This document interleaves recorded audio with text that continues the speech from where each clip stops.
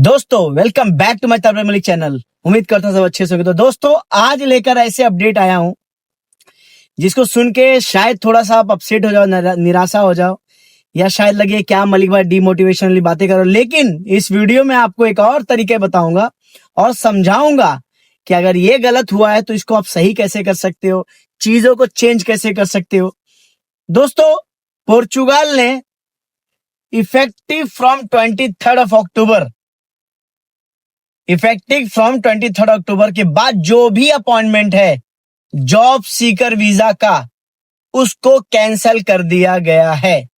Even अगर आपका 24 अक्टूबर के बाद कोई भी अपॉइंटमेंट आपके पास है तो नल एंड वाइड होगा।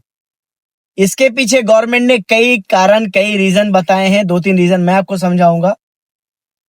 सबसे पहला, गवर्नमेंट ने ये स्टेप इसलिए लिया है ताकि जो बहुत सारे लोग ऑलरेडी जो फाइल लॉकिंग के बाद वहां बैठे हैं या जो वहां पे नौकरी खोज रहे हैं, वो इनसाइड रहते हुए इतनी परेशानी ना झेले। दूसरा, जॉब सीकर वीजा के नाम पे कई लोग गलत बैंक स्टेटमेंट, गलत अकाउंट डिटेल, गलत ट्रांजैक्शन डिटेल दे के वो वीजा हासिल करते हैं और वहां जाके जॉब खोजने के बजाय वहां पे ओवर स्टे होके रह जाते हैं। उसके अलावा जॉब सीकर के नाम पे धांधली बहुत ज्यादा चल रही है। गवर्नमेंट ऑलरेडी बहुत परेशान है कि करंट सिचुएशन सॉर्ट आउट नहीं हो रहा और ये नए लोग आके ये ज्यादा प्रॉब्लम क्रिएट कर रहे हैं। तो जॉब सीकर वीजा आपसे बंद हो गया पोर्चुगाल का। मतलब जॉब सीकर वीजा अब आपको करंट इफेक्टिव से नहीं मिलेगा। लेकिन अभी गवर्नमेंट ने नया इनिशिएटिव ये लाया है, लेकिन अभी तक वो इम्प्लीमेंट पे नहीं आया है। खाली गवर्नमेंट ने बोला है कि हम अभी सीधा वर्क वीजा पे फोकस करने वाले हैं हाई स्किल बंदों का। मतलब आप इंजीनियर हो, डॉक्टर हो, नर्स हो, फार्मासिस्ट हो, अकाउंटेंट हो, बड़े पोजीशन के लोगों के लिए दरवाजा खोलने वाले हैं। वर्क परमिट के जरिए आप वहां पे जाके काम कर सकते हो।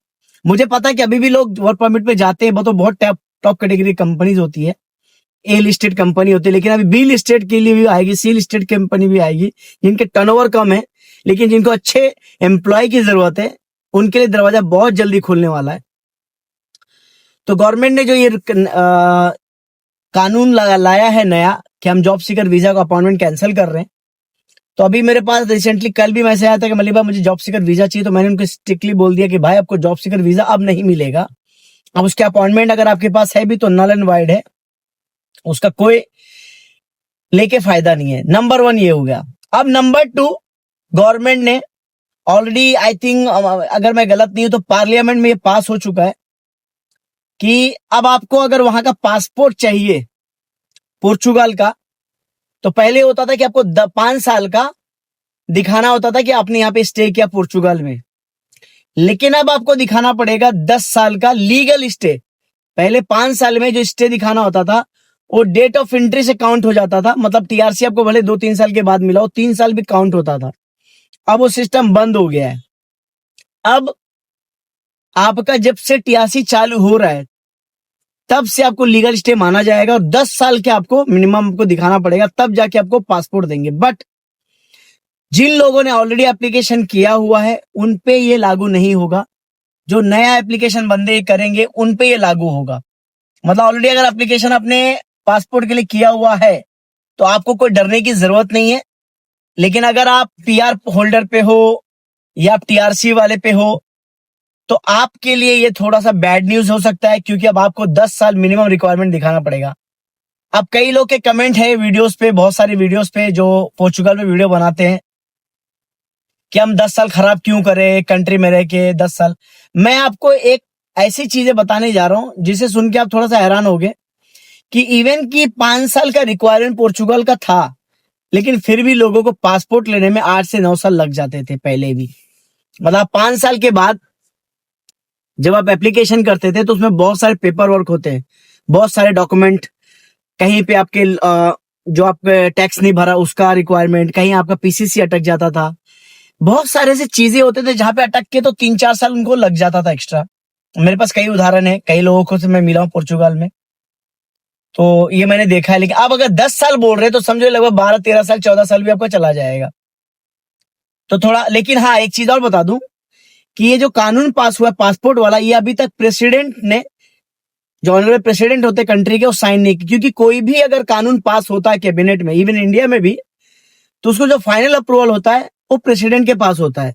प्रेसिडेंट चाहे तो उसको मॉडिफिकेशन के लिए वापस से कैबिनेट में भेज सकते हैं, या कमेटी में भेज सकते हैं, या ऑन द अप्रूवल ओके कर सकते हैं। लेकिन उस अप्रूवल को इम्प्लीमेंट करने के लिए भी अभी प्रेसिडेंट के पास जाके सब करने में भी 1 महीना लगभग टाइम लगेगा, शायद 2 महीने भी लग सकता है।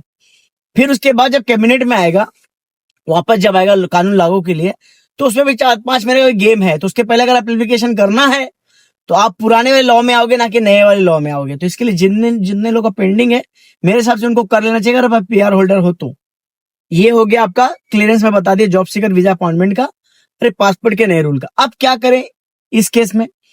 तो इस केस में 2-3 चीजें हैं, मैं आपको क्लियर समझाता हूँ। एक तो है D2 वीजा, एक D7 वीजा। D2 वीजा होता है कि आप किसी भी कंपनी में शेयर होल्डर बन जाओ, इन्वेस्ट करो और वहां का वीजा लेके लाइव अपना सेटल करो।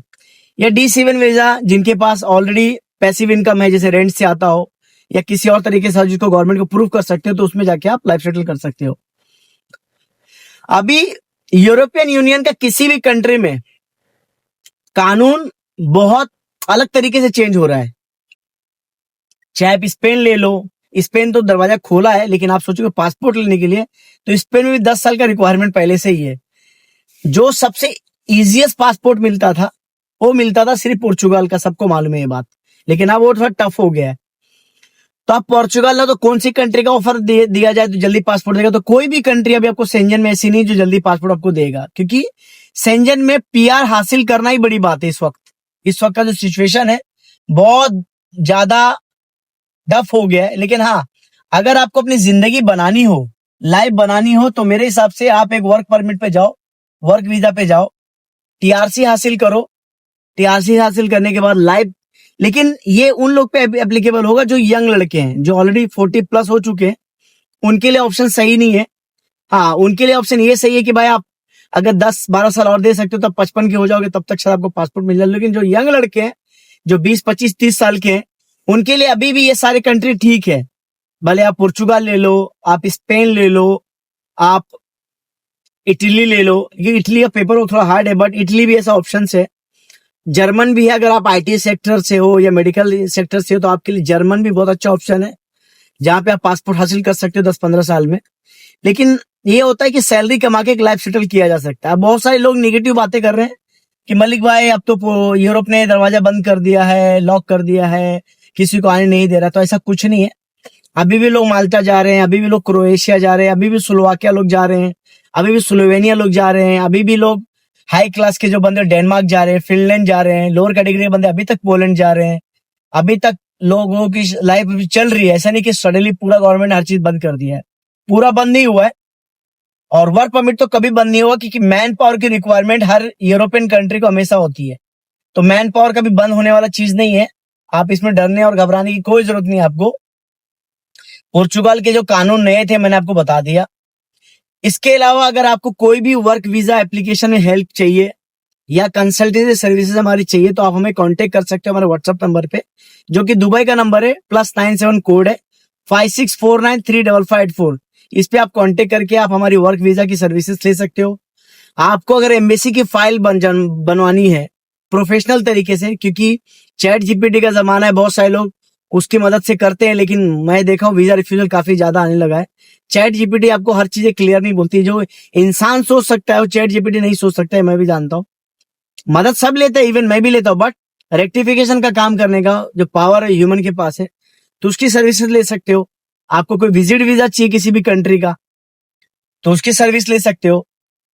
उसके अलावा यूएस है, यूके है, न्यूजीलैंड है, ऑस्ट्रेलिया है, सेंजन, यूरोप की कोई भी कंट्री का वीजा मैं आपको मदद कर सकता हूँ। एप्लीकेशन फॉर्म बना के आपको सब ओके कर सकता हूँ।